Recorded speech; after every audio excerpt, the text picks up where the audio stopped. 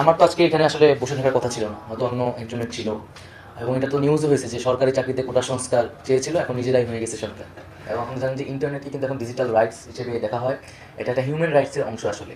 এই যে বাংলাদেশে মুভমেন্ট হলে এমন হুট করে ইন্টারনেট বন্ধ করে দেওয়া হলো, এবং বন্ধ করার মধ্যে করার পরে কী পরিস্থিতি হয়েছে আমরা এখনও সেটার রিপোর্ট তদন্ত কিন্তু পাইনি, যে কত মানুষ আসলে সময় মারা গেছে। এটা কত বড় একটা জঘন্য যে মানবতা বিরোধী একটা অপরাধ হয়েছে, কাজ হয়েছে, এটা আমরা হয়তো এখনও বুঝতে পারতেছি না। এটা আন্তর্জাতিকভাবেও এটা নিয়ে অনেক সমালোচনা হচ্ছে যে ইন্টারনেট বন্ধ করে এখানে একটা গণহত্যা পরিস্থিতি তৈরি করা হয়েছে। কেবল ইন্টারনেট বন্ধ না, যে যোগাযোগ করতে পারতেছি না, সেটা হয় মুভমেন্টের সময় একটু স্পিড কমায় দেয়, মোবাইল নেটওয়ার্ক কমায় দিতেছে, কিন্তু এটা একদম বন্ধ করে একটা ক্র্যাকডাউন করে ইলেকট্রনিক মিডিয়াকে ফুল নিজের কবজায় নিয়ে এটা কত লাশ করতেছে আমরা জানি না। এবং ইন্টারনেট যখন বন্ধ তখন আমাদেরকে তুলে নিয়ে যাওয়া হয়েছে, আপনারা এই ঘটনাগুলো জানেন। তো এই বিষয়টা আমাদের অবশ্যই সেন্সিটিভভাবে দেখতে হবে যে ইন্টারনেট কিন্তু একটা হিউম্যান রাইটস, মানবাধিকার। এবং পুরো আন্তর্জাতিক অনেক চুক্তিগুলোতে কিন্তু এখন এই বিষয়টাকে মানবাধিকার হিসেবে গুরুত্ব দেওয়া হচ্ছে। হয়তো সামনে বাংলাদেশের সংবিধান থেকে শুরু করে বাংলাদেশের যে মানে মানবাধিকারের জায়গাগুলোতে ইন্টারনেট খুবই গুরুত্ব পাবে।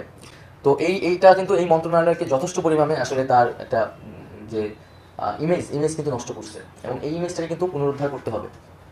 এবং যেহেতু আমি এখানে আসছি, এটা আমার খুব বড় একটা দায়িত্ব আসলে, যে কেন এই মন্ত্রণালয় এই মানবাধিকার লঙ্ঘনের মতো এই কাজে জড়িত ছিল। আর যেহেতু এটা সেবামূলক কাজ, এখানে এটার সুবিধাটা হচ্ছে যে একটা ছোট্ট কাজও যদি করা যায়, এর এর এর বিস্তৃতিটা হয় কিন্তু ব্যাপক। মানে এটার সুবিধাটা পায় সকল মানুষ, কারণ সকলের কাছে মোবাইল আছে, সিম আছে, ইন্টারনেট আছে। আবার এটা যদি ছোট্ট একটা অসুবিধাও করা হয় জায়গা থেকে, এটারও ভুক্তভোগী হয় ব্যাপক অর্থের মানুষ আসলে, কারণ এটার অডিয়েন্সটা আসলে বিশাল। তো আমরা যদি ছোটো ছোটো কাজ করেও আগাতে পারি, যেটা সুবিধাটা মানুষ ব্যাপক অর্থে পাবে, তাহলেও এটা এই মন্ত্রণালয়ের ক্ষেত্রে আমাদেরকে আমাদের সকলের জন্য যে ইমেজ সেটা তারা তুলে ধরবে। এবং আমার কথা মোটামুটি শেষ। আমার কথা থেকে হয়তো আপনারা কিছু বুঝতে পেরেছেন। সামনে হয়তো আপনাদের সাথে আরও কথা হবে, আলোচনা হবে। বিগত সময়গুলোতে নানান হয়তো আপনারা কাজ করতে পারেন নাই, বা আপনাদের ভিতরে অনেক ধরনের আপনারা চেয়েছেন, পারেন নাই, সেই ধরনের সুযোগ ছিল না।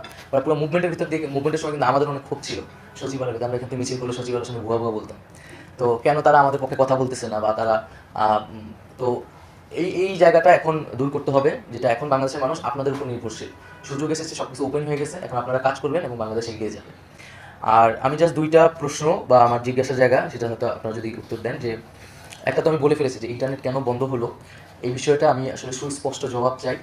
এবং আমরা তো বুঝি এটা পলিটিক্যাল একটা জায়গা থেকে করা হয়েছিল, বাট এখানে আসলে ব্যুরোক্রেটদের কী সম্পর্ক ছিল, এবং এখানে জন্য রেসপন্সিবল পার্সনটাকে আমি দ্রুত সময়ের মধ্যে এই এই তদন্ত রিপোর্টটা চাই। আসলে আমি এটার সম্পূর্ণ ব্যাখ্যা চাই।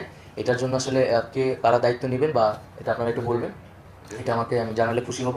যে মানে এত ঘটনা হয়ে গেল, তারপর আপনার জিনিসটা রেডি করে রাখেন নাই যে এটা কেন হয়েছে। আমি তো ভাবছিলাম আমি এসে প্রথম দিন এটা দেখবো, যে আমি এটার ব্যাখ্যাটা জানতে আসলে কি হয়েছিল, একদম যেটা সত্য, যেটা যদি মন্ত্রী সাহেবের অর্ডারে হয়ে থাকে সেটা আপনারা বলবেন, যেখানে ব্যুরোক্রেটরা যদি যুক্ত থাকে বা তাদের অপারগতা থাকলে সেটা আপনারা উল্লেখ করবেন। হ্যাঁ, সেই অনুযায়ী আমি চাই দ্রুত সময়ের মধ্যে, এটা কত সময়ের মধ্যে আপনারা দিতে পারবেন? কত ডেডলাইন দেওয়া ছিল? আপনারা আগামীকালের মধ্যে পারবেন? ঠিক আছে, তাহলে 24 ঘন্টার মধ্যে আমাকে একটা অন্তত প্রাথমিক ব্যাখ্যাটা আপনাদের প্রতিষ্ঠান থেকে আপনারা আমাদের কাছে আর কি এটা হাজির করবেন। আর দ্বিতীয়ত হচ্ছে যে ইন্টারনেট বিষয়গুলো পপুলার ডিমান্ডস, আমি আশা রাখি যতটুকু মানুষের সাথে ইন্টারেকশন করেছি আপনারা তারা ভালো বলতে পারবেন, যে ইন্টারনেটের দাম কমানো নিয়ে কথা আছে, বিশেষত মেয়াদের বিষয়টা নিয়ে অনেক কথা আছে, যে ইন্টারনেট এটা আসলে সিম কোম্পানিগুলো মেয়াদ কেন থাকবে, বা এটা নিয়ে আপনারা একটু বলতে পারেন খুব ছোটো করে, এবং আমরা হয়তো পরে এটা নিয়ে আলোচনা করবো আরও। আর আরেকটা হচ্ছে ইন্টারনেট এই ঘটনাগুলোর আগে যেই স্পিডে ছিল, এখন কি সেই স্পিডটা আবার ফিরে এসেছে কিনা? অনেকে বলছে আসেনি এখনো। স্পিডের বিষয়ে বক্তব্য কি বিদেশের বলতো?